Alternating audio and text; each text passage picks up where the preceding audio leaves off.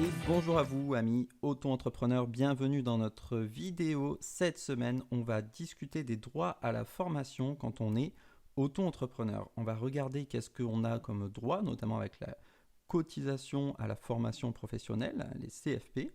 On va voir en fait qu'on a droit à deux sortes de fonds de formation, le FAF et le CPF.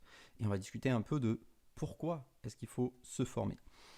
Alors, il faut savoir que tous les mois ou tous les trimestres, en fait, quand vous payez vos cotisations à l'URSSAF, vous payez aussi ce qu'on appelle donc des CFP, la cotisation à la formation professionnelle. Et du coup, le taux dépend de votre activité. 0,1 si vous faites de la prestation de service commercial, 0,2 si vous faites du libéral et 0,3 si vous faites une activité artisanale.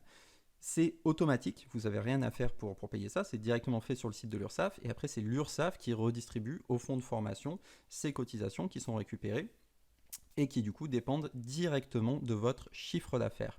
Et donc quoi qu'il arrive, quand vous êtes auto-entrepreneur, vous avez des droits à la formation. Après, ce qu'il faut comprendre, c'est qu'en fait, il y a deux types de fonds pour la formation. Il y a d'abord ce qu'on appelle le FAF, Fonds d'assurance formation, qui est en fait géré par ce qu'on appelle les OPCO, c'est les opérateurs de compétences. Et donc, votre opérateur de compétences dépend là aussi de votre activité. Pour les professions libérales, c'est le FIFPL. Pour les professions commerciales, c'est l'AGFIS.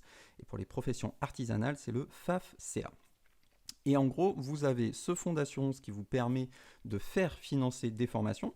Il faut aller en fait sur leur plateforme, vous inscrire, faire les demandes de formation. Alors, toutes les formations ne sont pas éligibles. Par exemple, il faut des organismes de formation qui sont bien sûr éligibles à Calliope pour que ce soit pris en charge par le FAF. Mais si c'est OK et si ça correspond bien à votre activité, ils vont pouvoir prendre en charge tout ou partie de votre formation.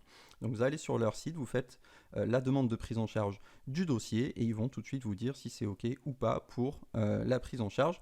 Et il faut savoir qu'au niveau des droits que vous avez sur ce fonds, en fait, ils sont remis à zéro tous les ans. Donc c'est vraiment pour vous encourager à vous former tous les ans. Si vous n'utilisez pas ces droits, ils sont de toute façon perdus. Et vous avez un autre compte qui est cette fois-ci le CPF, donc à ne pas confondre avec la CFP, cotisation formation professionnelle. Là, on parle du compte professionnel de formation qui vous permet donc de vous former. Et alors là, sur le CPF, ce que vous allez trouver, c'est non seulement des formations éligibles à Calliope, mais aussi éligibles au CPF. Donc elles ont reçu en fait une double certification. Et du coup, vous pouvez directement aller sur votre site de CPF, vous pouvez directement vous connecter et vous verrez tout un tas de formations que vous pouvez faire. Votre budget formation CPF, il est plafonné à 5 000 €. Donc pareil, utilisez-le puisque c'est le même principe.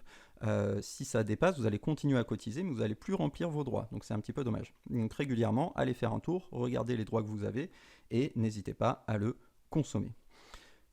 Mais finalement, ce qu'il faut bien comprendre, c'est que pour le CPF, donc c'est 500 € maximum par an, et donc il y a ce fameux plafond à 5 000 €.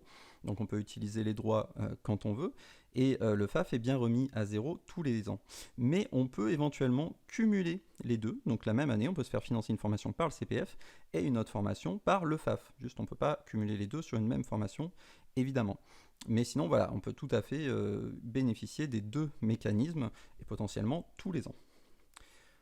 Maintenant, pourquoi se former? Alors c'est vraiment un truc qui est indispensable quand vous êtes en freelance, quand vous êtes auto-entrepreneur. C'est pas vraiment une option de vous former puisque vous êtes la première valeur de votre entreprise. Et donc il faut vraiment que vous soyez au top. Et le truc c'est que plus vous allez prendre du temps pour vous former, plus vous allez développer votre expertise, plus vous allez augmenter vos prix, plus vous allez avoir de temps pour vous former et plus vous prendrez de temps pour vous former. Donc c'est vraiment un cercle vertueux dans lequel il faut rentrer. Et le point initial pour rentrer dans ce cercle, c'est vraiment de commencer à prendre le temps de se former. Et quand on fait ça, voilà, commencez par peut-être 2 jours par trimestre. Et petit à petit, ça va développer votre expertise, ça va vous permettre de vous vendre de plus en plus cher, de vendre des prestations et des services de plus en plus chers, et du coup, de continuer à mieux vous former et à être toujours plus pertinent dans votre domaine d'expertise. Comme d'habitude, j'espère que cette vidéo vous a plu. Si vous avez des questions ou des remarques, on sera super content de vous répondre en commentaire. Et moi, je vous dis à la semaine prochaine.